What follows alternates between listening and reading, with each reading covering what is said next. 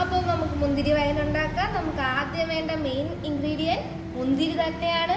അപ്പോൾ ഈ മുന്തിരി നല്ലതുപോലെ വൃത്തിയാക്കി കഴുകുക. കാരണം നമുക്കിപ്പോൾ മാർക്കറ്റിൽ കിട്ടുന്ന മുന്തിരികളെല്ലാം നല്ല രീതിക്ക് കെമിക്കൽസ് അടിച്ചാണ് കിട്ടുന്നത്. അപ്പോൾ അതിനെ അത്രയും നന്നായിട്ട് കഴുകി എടുക്കുക.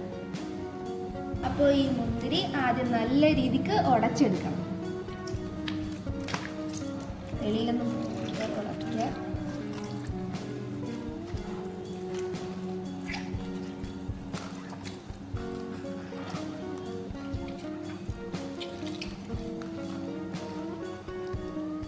അപ്പോൾ നമ്മുടെ മുന്തിരി എല്ലാം നല്ല രീതിക്ക് ഉടച്ചിട്ടുണ്ട്. ഇപ്പോൾ നമ്മളെ മാർക്കറ്റിൽ കളറുള്ള മുന്തിരിയാണ് കിട്ടുന്നത് എങ്കിൽ പ്രശ്നമൊന്നുമില്ല. എന്നാൽ കളർ കുറവുള്ള മുന്തിരിയാണെങ്കിൽ അതിലേക്ക് ബീറ്റ്റൂട്ട് ഗ്രൈൻഡ് ചെയ്ത് നമുക്ക് ഇതിലേക്ക് ഇട്ട് കൊടുക്കാൻ പറ്റും. നമ്മളിപ്പോൾ അങ്ങനെ ചെയ്യുന്നില്ല, കാരണം ഇതിപ്പോൾ കളറുള്ള മുന്തിരി തന്നെയാണ്. അപ്പോൾ നമ്മൾ ഉടച്ച് വെച്ചേക്കുന്ന ഈ മുന്തിരി ഈ കുക്കറിലേക്ക് ഇടുക. അപ്പോൾ ഇതിനകത്തേക്ക് ഇനി കുറച്ച് വെള്ളം ഒഴിക്കണം. നല്ല ശുദ്ധമായ ജലം ഇതിൻ്റെ 1/4 ഭാഗം ഒഴിച്ചു കൊടുക്കുക. ഇപ്പം നമ്മൾ എടുത്തിരിക്കുന്നത് 1 കിലോ മുന്തിരിയാണ് എടുത്തേക്കുന്നത്. ഇനി നമുക്ക് ഇതിനകത്തേക്ക് ഏലക്ക, കറുകപ്പട്ട, ഈ സാധനത്തിൻ്റെ പേര് എനിക്ക് അറിഞ്ഞൂടാ, ഇത്രയും സാധനങ്ങൾ നമുക്ക് ഇതിലേക്ക് ഇട്ട് കൊടുക്കാം. അപ്പോൾ നമ്മളിവിടെ 1 കിലോ മുന്തിരിയാണ് എടുത്തേക്കുന്നത്. അപ്പോൾ അതിൽ ഒരു 1/2 കിലോ പഞ്ചസാരയോ അല്ലെങ്കിൽ 1/4 കിലോ പഞ്ചസാരയോ ഇടാം. മധുരം തീരെ കൂടുതൽ വേണം എന്നുള്ളവർക്ക് 1 കിലോ പഞ്ചസാര ആഡ് ചെയ്യാം. അപ്പോൾ ഞാനിവിടെ 1/4 കിലോ പഞ്ചസാരയാണ്. ഇനി നമുക്കിതിനൊരു തടിത്തവി കൊണ്ടിട്ട് മിക്സ് ചെയ്യാം. ഇതിൽ ഇപ്പോൾ മധുരം കൂടുതലായിട്ട് ആഡ് ചെയ്യുന്നു എന്ന് വെച്ചിട്ടൊരു പ്രശ്നമില്ല. കാരണം ഫെർമെൻറ്റേഷൻ നടക്കുമ്പോൾ ഇതിൻ്റെ മധുരത്തിൻ്റെ അളവ് കുറച്ച് കുറഞ്ഞ് മാത്രമേ കിട്ടത്തുള്ളൂ. അപ്പോൾ 1 കിലോ എടുക്കുകയാണെങ്കിൽ നമ്മൾ ഒരു 1/2 കിലോ പഞ്ചസാര നമുക്ക് ഉപയോഗിക്കാൻ പറ്റും. കാരണം മധുരം കുറച്ച് മതി എന്നുള്ളവർക്ക് അല്ലെങ്കിൽ 1/4 കിലോയോ അല്ലെങ്കിൽ 1 കിലോയോ പഞ്ചസാര നമുക്ക് ആഡ് ചെയ്യാം. അപ്പോൾ നമ്മൾ ഈ കലക്കിയ മിക്സിനെ നമ്മൾ ഗ്യാസിലേക്ക് വെച്ച് തിളപ്പിക്കുകയാണ് പോണത്. അതിനുവേണ്ടി നമ്മൾ ഈ കുക്കറിൽ തന്നെ വെച്ചാണ് തിളപ്പിക്കുന്നത്. അതിൽ ഈ കുക്കറിൻ്റെ ലോഡ് ഇടാതെ വേണം ഇത് തിളപ്പിക്കാൻ. അതിന് ആവി വന്ന് തുടങ്ങിയിട്ടുണ്ട്. ഒരു നല്ല ഫ്ലേവറും വരുന്നുണ്ട്. നമുക്ക് ഇതിനെ തുറന്ന് വയ്ക്കാം. ഇത് തുറന്നിട്ടുണ്ട്. ഇതിന് നമുക്കൊന്ന് ഇളക്കി കൊടുക്കാം.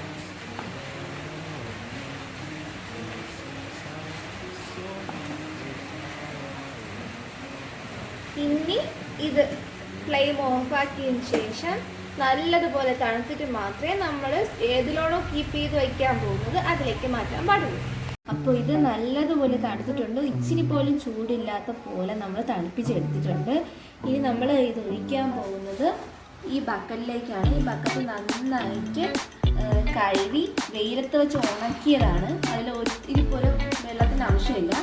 അങ്ങനെയുള്ള ഒന്നിലേക്ക് വേണം നമ്മളിത് മാറ്റി ഒഴിക്കാൻ.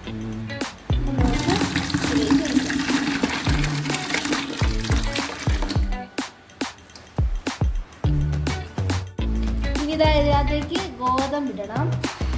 പിന്നെ ഫെർമെൻറ്റേഷന് വേണ്ടിയിട്ട് ഈസ്റ്റാണ് ഇടുന്നത്. ഇതിനിപ്പോൾ ഇൻസ്റ്റൻറ്റ് ഈസ്റ്റാണ് ഇടുന്നത്.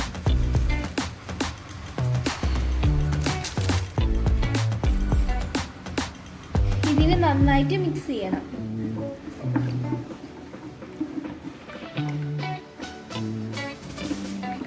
മിക്സ് ചെയ്തിട്ട് ഇതിനെ നന്നായിട്ട് അടച്ച് വയ്ക്കുക. ഇത് 3 ദിവസം കഴിഞ്ഞു നമ്മൾ അതിനായിട്ട് സെറ്റ് ആവുന്നത്. ഇപ്പോൾ ഓരോ ദിവസവും ഇപ്പോൾ നാളെയും മറ്റന്നാളും 2 ദിവസവും എടുത്ത് തുറന്നിട്ട് ഇളക്കി കൊടുക്കണം. കാരണം നമ്മൾ ഇതിൻ്റെ ഈ കൊത്തുകൂടി ഇടുന്നതുകൊണ്ട് തന്നെ നമ്മൾ ഇളക്കി കൊടുത്താൽ മാത്രമേ നല്ല രീതിക്ക് പുളിക്കുള്ളൂ. ഇത് നമ്മുടെ 2ാമത്തെ ദിവസമാണ്. ഇത് നമുക്ക് തുറന്ന് നോക്കാം. നമ്മുടെ മീനിയൊക്കെ ഫെർമെൻറ്റേഷനായി തുടങ്ങിയിട്ടുണ്ട്. നമുക്കിതിനെ ഒന്ന് ഇളക്കി കൊടുക്കാം. അപ്പോൾ നമ്മൾ ഇളക്കാൻ ഉപയോഗിക്കുന്നത് തടിത്തവി ആയിരിക്കണം. അതിനകത്ത് കുറച്ചുപോലും ഈർപ്പമില്ലാത്ത തടിത്തവി വെച്ചിട്ട് വേണം നമ്മൾ ഇളക്കി കൊടുക്കാൻ.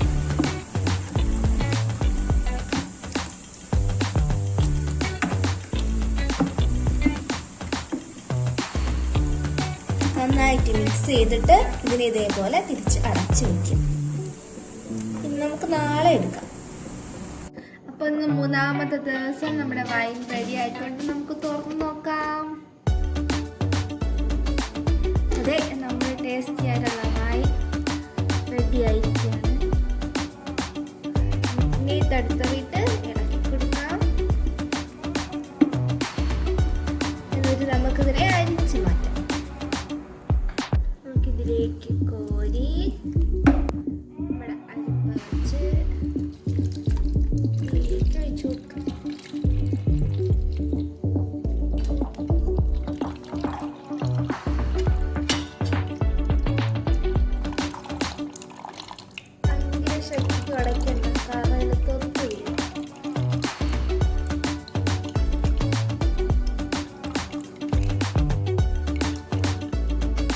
അപ്പം നമ്മൾ എനിക്കിപ്പോൾ 2 പാത്രത്തിലായിട്ട് നമ്മൾ വൈൻ കിട്ടിയിട്ടുണ്ട്. അതിൻ്റെ തൊത്താണ് ആ ബാക്കി വന്ന തൊത്ത്.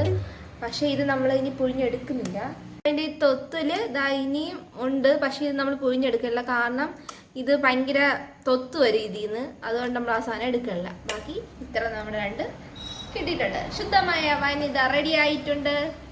അപ്പോൾ നമുക്ക് ഒരു വൈൻ ബോർഡിലേക്ക് മാറ്റാം.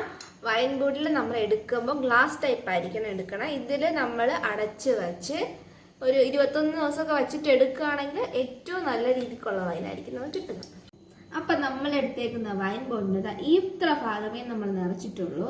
ഫുള്ള് നിറച്ച് കഴിഞ്ഞാൽ ചിലപ്പോൾ ഇത് ഈ കാലപ്പഴക്കം ചെല്ലുന്തോറും ചിലപ്പോൾ ഇതിൽ നിന്ന് ഗ്യാസ് വന്നത് പൊട്ടിത്തെറിക്കാനുള്ള ചാൻസ് ഉണ്ട്. അപ്പോൾ നമുക്കിതിനെ ഒരു കൊക്ക് വെച്ച് അടയ്ക്കാം. അടച്ച് നമുക്ക് എവിടെയെങ്കിലും സൂക്ഷിച്ച് വയ്ക്കാം. അപ്പോൾ നമ്മുടെ വൈൻ 3 ദിവസം കൊണ്ട് റെഡി ആയിട്ടുണ്ട്. ഇത് ഒരു 21 ദിവസം നമ്മൾ വേറെ എവിടെയെങ്കിലും സൂക്ഷിച്ച് സ്റ്റോർ ചെയ്ത് വയ്ക്കുകയാണെങ്കിൽ ഇത് ഒത്തുകൂടി എഫക്റ്റീവായിട്ട് നമുക്ക് കിട്ടും. അപ്പോൾ നിങ്ങൾക്ക് എൻ്റെ ഈ വൈൻ റെസിപ്പി ഇഷ്ടപ്പെട്ടിട്ടുണ്ട് എങ്കിൽ തീർച്ചയായും എൻ്റെ ഈ ചാനൽ ലൈക്ക് ചെയ്യുക, ഷെയർ ചെയ്യുക, സബ്സ്ക്രൈബ് ചെയ്യുക. അതുപോലെ തന്നെ തൊട്ടടുത്തുള്ള ബെല്ലൈക്കൺ കൂടി ക്ലിക്ക് ചെയ്യുകയാണെങ്കിൽ ഞാനിടുന്ന എല്ലാ വീഡിയോസും നിങ്ങൾക്ക് നോട്ടിഫിക്കേഷനായിട്ട് കിട്ടുന്നതായിരിക്കും. അപ്പോൾ പിന്നെ കാണാം. ബൈ.